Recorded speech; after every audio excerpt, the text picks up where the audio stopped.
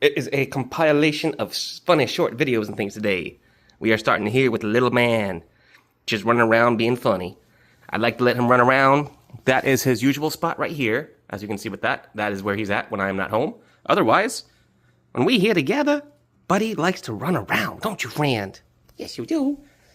Yes, you do. You want some pets? A wee bit of an unfortunate situation here. It's nothing too bad. I mean, oh, excuse me. I just have a bacterial bloom. I got hiccups as well, apparently. Goodness gracious. So, hey, that's my reflection. What's up, people? Anywho, bacterial blooms happen usually when you move a lot of the water around or disturb surfaces. Bacterial bloom is exactly as it sounds. Bacteria, beneficial bacteria, winds up getting around in the water, moving around, causing it to get this kind of like almost cloudy whitish color to where you can't even see through the other end of the tank. The best way to deal with bacterial blooms is to actually go ahead and just kind of take a step back, let it sit. You can use stuff like Stability and Prime from the Seachem brand. I'm not a sponsor of Seachem, but I love the Seachem chemical stuff. They are so good. They use active bacteria in their stuff, and it does show when you use it. It does work. But bacterial blooms happen to everyone's tanks. It is a sign of healthy tank because microorganisms living in your water means you have healthy water. Same thing with algae blooms and stuff. Plants and animals of microscopic size will not want to be in your water if your water's not healthy.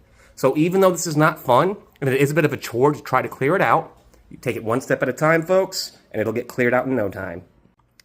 I heard of tunnel vision, but tunnel going, that's a little bit of a different thing, isn't it, buddy? What you doing in there? What you doing in there? Like I said with the last video, if you want to make a blanket dance, you just got to put a little rat in it. And that little guy is just going crazy in there. Oh. So anyway, this is my little buddy here. This is a blue-tailed skink. Very common here in North America, in the sort of northeast, or not northeast, but southeast, sorry. I used to live in northeast. I don't know why I said northeast. But this little friend right here probably can be found in northeast. I mean, if it's warm enough, but these are blue-tailed skinks. They have 5 or 6 lines, those yellow lines off the back normally. This one seems to be a 5-lined one, so this is one, I can't remember if it's the invasive one or not. One species is invasive, one is not. They both live there together. This little friend here, she got stuck in a glue trap. I don't know if I should let her back out. I keep trying to let her back out. It's winter time, so I'm not doing it now, but I am not a fan of herping and keeping. I believe in keeping the wild animals out there and saving the ones that are already in captivity. But in this case, she was stuck in a glue trap for 2 whole days. Went through all sorts of mess out there, and before she was brought to me. So I am on the fence on this. I don't know if I should let her back out again. Guys in the comments, help me out here. I need a little bit of a moral compass because I want to let her free, but at the same point, I mean, she's doing so good. She gained so much weight with me. I'm on the fence, guys. Help me out here. Broken wing friend Aria, how you doing? You're running around and playing. Look at yous. Y'all made a mess, though. We about to do a cleanup. Making all these little crazy. This is a week's worth of mess for 2 parakeets, guys. Well, that was just Fozzie who ran over there in the corner. Did that scare you? Oh, Aria, you're doing so good. She's my special little friend.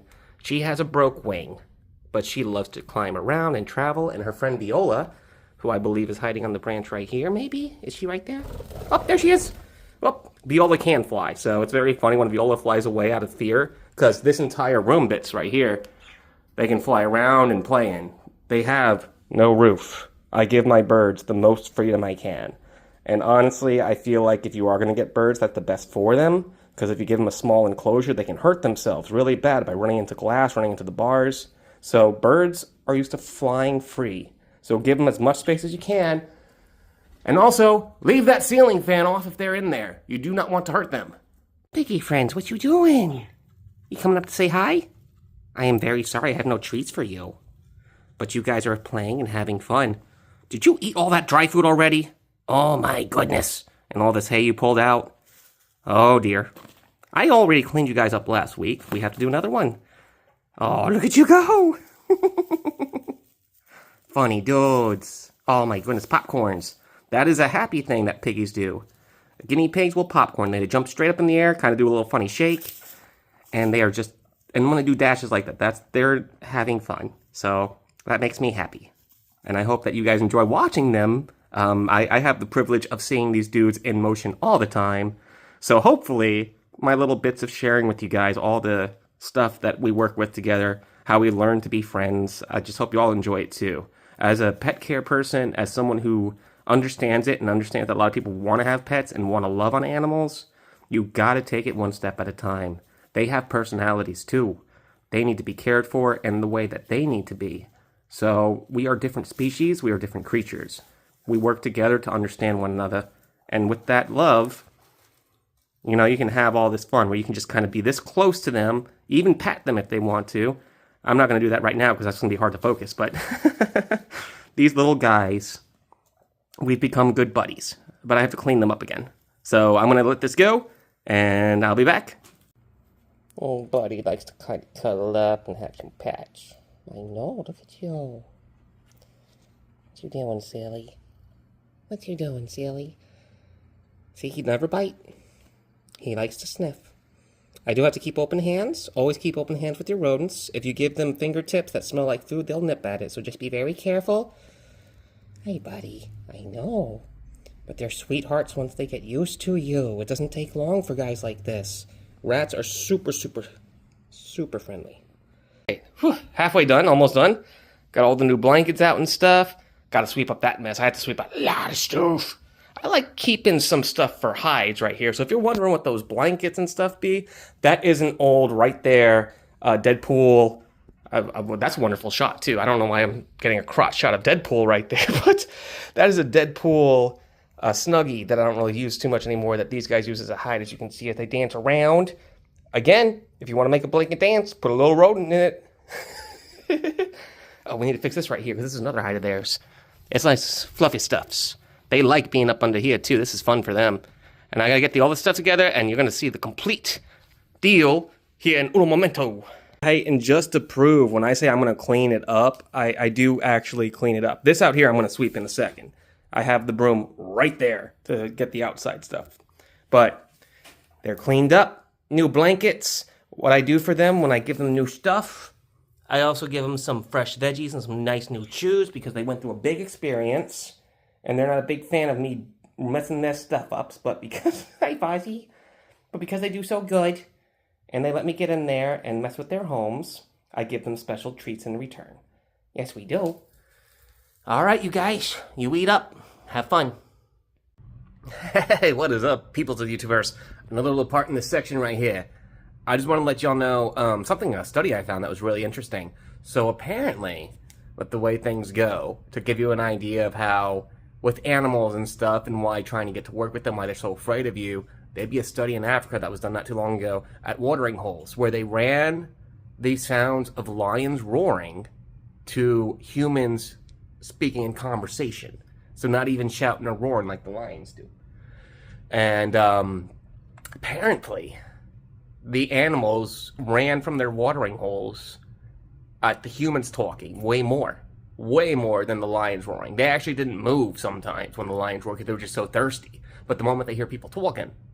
So, I don't know what that means for us, do you? Obviously, we are the most terrifying thing on land right now in the world. I guess we earned it? But animals instinctively have a fear to people. So with that, knowing that, the love thing I was talking about earlier in this video, you gotta be calm, caring, and cool. It's exciting to have animals. It is. But you can't approach them quick. You can't force nothing. If you get you a new animal from a store or something, give them like 2 days, 48 hours, something like that to kind of acclimate to you, to the new smells, new sounds, who you be, and just let them know that you mean no harm. And in time, you know, just like this little guy right here, I mean, he was an easy project. I'm telling you, rats are super sweet. But, you know, you work with the animals and they love you back. What? Is that right, buddy? He's waiting for pats. Well, I gotta go take care of my animal friends. Y'all have a great one, actually. So be good. Always do your research. Take things one step at a time. Patience comes from love. With love. With caring. With that just...